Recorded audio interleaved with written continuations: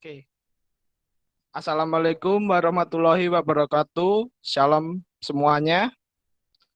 Saya Giyosi Satria Wibawa dari kelompok 4. Kemudian ada juga keempat anggota kelompok saya. Ya, kita langsung mulai saja. Dari pengertian sistem ekonomi sosialis. Apa itu sistem ekonomi sosialis? Sistem ekonomi sosialis adalah sistem ekonomi yang diatur oleh negara.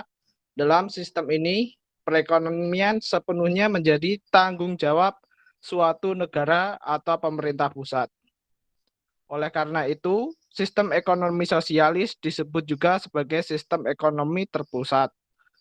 Segala sesuatu harus diatur oleh negara dan dikomandokan dari pusat. Pemerintahlah yang menguasai seluruh kegiatan ekonomi. Kemudian pada bab selanjutnya ada sejarah ekonomi sosialis. Sejarah ekonomi sosialis pada abad ke-19 di bawah panji-panji kapitalisme tahap awal di Eropa, golongan borjuis menguasai negara. Oleh mereka, negara dijadikan sebagai kekuatan dan alat pemaksa untuk mengatur organisasi, ekonomi, dan politik kemasyarakatan guna memenuhi berbagai kepentingan mereka. Selain itu, kaum borjuis mendapatkan legitimisme gereja untuk mengeksploitasi buruh. Adanya revolusi industri memberikan keberkahan untuk para pemilik pabrik pada saat itu. Tetapi di sisi lain, pilihan para pekerja justru malah semakin miskin. Tentu saja hal ini membuat para masyarakatnya tidak senang. Para pekerja mengamuk, mereka melampiaskan rasa tidak senang mereka karena ditindas oleh kaum borjuis yang hanya mementingkan diri mereka. Inilah yang menjadikan Karl Marx, seorang revolusioner asal Jerman, mengkritik sistem kapitalis ini sebagai ekonomi yang tidak sesuai dengan aspek kemasyarakatan. Sebetulnya keadaan ini memunculkan berbagai pemikiran beraliran sosialis, namun dari sekian banyak pakar sosialis, pemikiran Karl Marx dianggap lebih berpengaruh. Jadi saya masukkan Karl Marx ini sebagai sejarawan ekonomi sosialis juga. Karl Marx menyatakan bahwa jika kepentingan pribadi dihapus, tidak akan memunculkan masyarakat yang berkelas-kelas sehingga akan menguntungkan semua pihak. Menurut Karl Marx, tidak ada tempat bagi kapitalisme di dalam kehidupan di Eropa itu.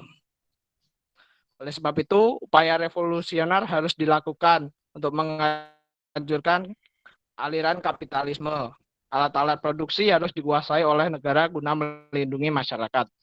Kritik Marx ini atas kapitalisme ini diterapkan oleh Lenin dalam bentuk institusi negara. Jadi kritik yang dilakukan Marx ini merupakan suatu rangkaian yang saling berhubungan tentang perubahan kapitalisme menuju sosialisme. Dan berikut adalah tokoh terbentuknya sosialis, di mana yang gambar atas bagian kiri adalah Karl Marx, lahir pada 5 Mei di Trier, Jerman, hukum di Universitas berkuliah di hukum di Universitas Bonn. Kemudian setahun kemudian pindah ke Universitas of Berlin. Marx merupakan sosialis radikal yang berjuang pada revolusioner. Kemudian yang kanan bawah ada Claude Henry de Reffroy Comte atau lebih dikenal sebagai ST Simon. Lahir pada 17 Oktober di Paris tahun 1760. Ia dididik oleh pribadinya dan belajar secara otodidak pada usia 17 tahun dan ikut pendidikan militer. Kemudian bertugas di koloni Prancis di Amerika sebagai kapten artileri di Yorktown. Bapak ST Simon ini dipandang sebagai bapak sosialisme. Next.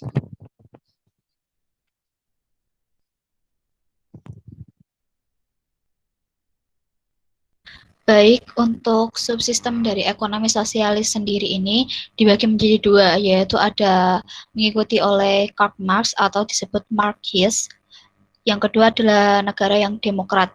Sedangkan untuk sistem ekonomi dalam Marxis itu sistem ekonomi komando, yaitu biasanya diikuti oleh negara-negara Uni Soviet, Korea Utara, dan Kuba. Jadi seluruh unit ekonomi baik produsen dan konsumen maupun pekerja tidak diperkenankan mengambil keputusan sendiri yang menyimpang dari komando otoritas tertinggi, yakni partai. Jadi ini tuh benar-benar kekuasaan tertinggi itu berada di pusat. Sedangkan untuk yang demokrat, biasanya ini diikuti oleh Jerman yang menganut sistem ekonomi sosialis yang bersifat demokrat, kekuasaan otoritas tertinggi jauh berkurang. Terdapat kebebasan individu, tetapi peran pemerintah lebih besar. Contohnya dalam menentukan upah minimum, perlindungan usaha, konsumen, serta pekerja. Baik, bisa selanjutnya, Michelle. Baik, selanjutnya ada contoh negara sosialis. Tidak ada negara yang benar-benar 100% mengikuti sosialis, maksudnya mengikuti sistem dari sosialis tersebut, melainkan banyak negara yang lebih ke arah mengikuti sistem campuran sosialisme dengan kapitalisme, terus dicampur dengan komunisme atau keduanya. Maksudnya ini kayak di-compare gitu loh. Terus di sini ada beberapa contoh negara yang menggunakan sosialisme dan kapitalisme. Contohnya itu seperti Norway, Finland, Sweden, Denmark, dan Iceland. Terus untuk contoh kedua sebagai negara yang menganut sosialisme dan komunisme itu ada negara Cina, Kuba, Laos, dan Vietnam. Selanjutnya. Oke, di sini berbeda dengan kapitalis, berbeda yang seperti sudah disampaikan oleh Gyoshi di awal tadi. Kapitalisme yang menitik beratkan pada pandangan hidup individualisme, tetapi kalau di sistem ekonomi sosialisme ini menitik beratkan pada pandangan kolektivisme. Nah, di sini kolektivisme itu mempunyai arti tersendiri, di mana ajaran yang menyatakan bahwa setiap orang adalah warga masyarakat.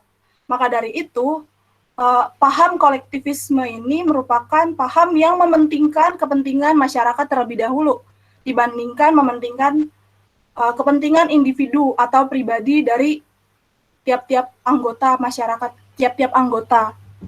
Terus juga, pemerintah berperan juga di sini. Pemerintah sangat memiliki peran dalam menjalankan dan menentukan jalannya perekonomian negara, baik dalam perencanaan terpusat atau centralized planning, ataupun pelaksanaan hingga pengawasan dalam terjadinya perekonomian di negara tersebut, yang mengakibatkan hak milik dan inisiatif ekonomis dari individu yang ada di masyarakat itu berkurang dan semakin mengarah ke arah yang kurang layak lah, maksudnya kurang bertumbuh gitu. Selanjutnya, dan di sini ada beberapa ciri sistem ekonomi sosialis. Pertama itu ada menghendaki kemakmuran masyarakat yang merata dan tidak adanya penindasan ekonomi yang sudah dijelaskan terlebih dahulu oleh Gyoshi. Kedua itu ada tidak ada pengakuan terhadap hak pribadi yang tadi sudah disampaikan sebelumnya. Ketiga itu semua alat produksi dimiliki oleh pemerintah, tidak ada hak milik pribadi. Itu juga sudah dijelaskan oleh Gyoshi tadi.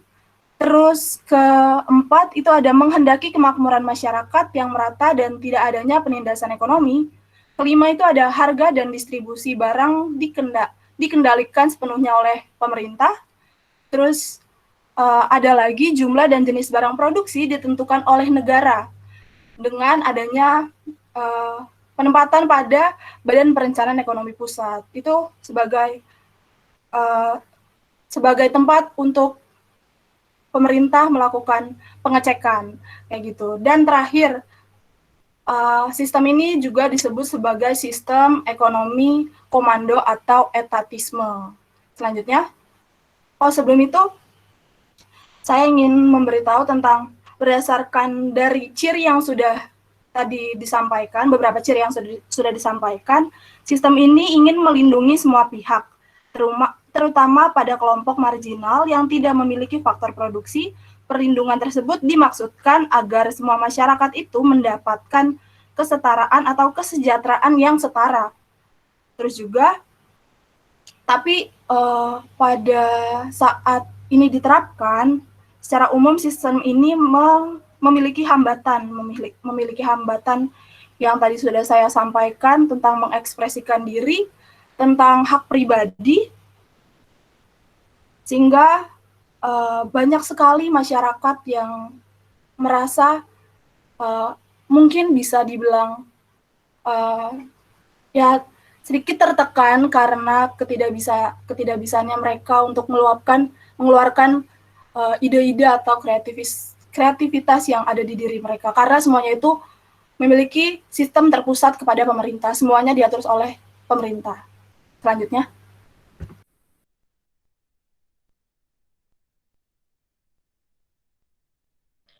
Oke, sebelum kita membahas bagaimana sih cara kerja ekonomi sosialis itu sendiri, mungkin penjelasan sebelumnya itu benar-benar menjelaskan kan bahwa ekonomi itu benar-benar dikendalikan oleh pemerintah.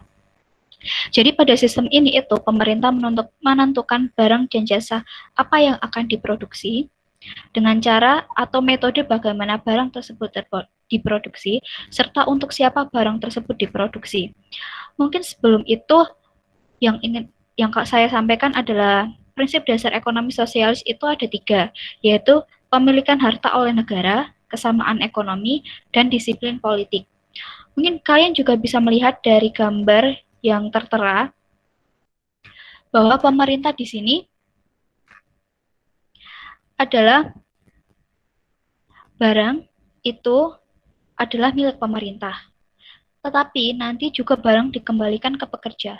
Tetapi seperti yang saya sebutkan tadi, pemerintah itu menentukan apa yang akan diproduksi, untuk siapa itu, dan akan didiktekan oleh pabrik sebagai alat produksinya. Untuk beberapa hal, semuanya sudah menjelaskan. Kalau misalkan nasionalisasi industri utama, itu seperti kan pertambangan, minyak, baja, energi, dan transportasi. Misalkan keuntungan dari nasionalisasi itu meliputi kemampuan negara mengarahkan investasi industri utama, mendistribusikan laba negara dari industri yang dinasionalisasi untuk kepentingan nasional secara keseluruhan, produsen langsung ke sosial daripada tujuan pasar, dan lebih mengontrol industri baik oleh untuk pekerja. Selain itu, nasionalisasi memungkinkan manfaat dan biaya sarana penelitian dan pengembangan yang dinilai publik akan diperpanjang kepada masyarakat luas. Sedangkan yang kedua, itu ada retribusi kekayaan. Jadi kayak melalui pajak, kebijakan pengeluaran itu bertujuan untuk mengurangi ketimpangan ekonomi. Terus, misalkan ada juga tentang jaminan sosial di mana pekerja berkontribusi untuk mengadakan adanya program asuransi. Terus habis itu juga upah minimum, itu merupakan perlindungan juga ada perlindungan pekerjaan, terus pengakuan serikat pekerja dan hak-hak kepentingan pekerja. Mungkin bisa selanjutnya, next.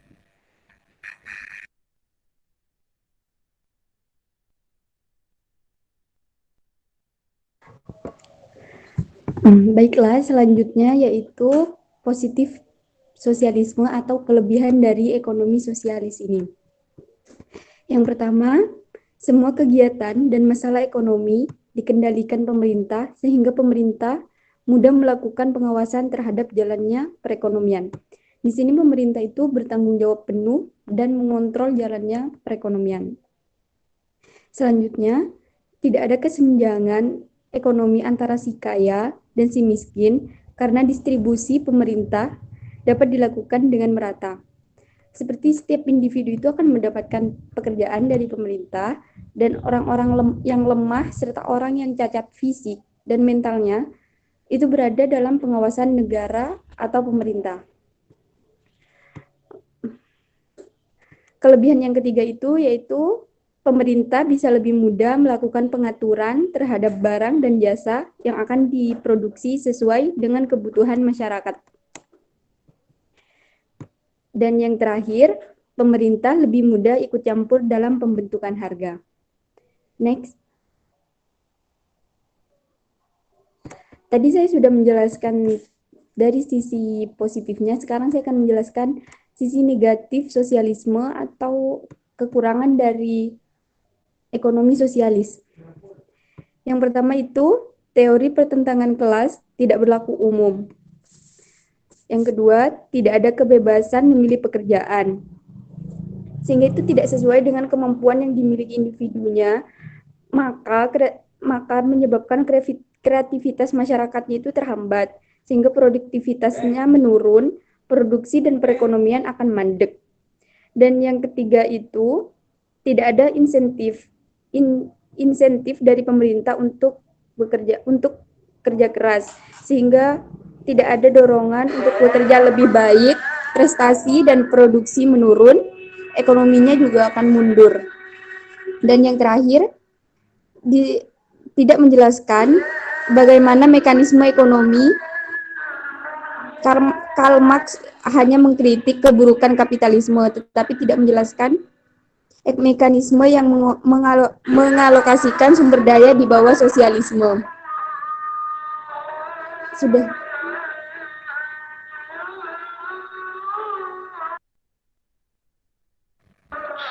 Baik, terima kasih sebelumnya. Mohon maaf jika ada beberapa materi yang belum tersampaikan. Mungkin untuk beberapa hal bisa ditanyakan melalui paged yang akan dikirimkan oleh Bu Linda. Sekian dari kelompok kami. Terima kasih. Wassalamualaikum warahmatullahi wabarakatuh.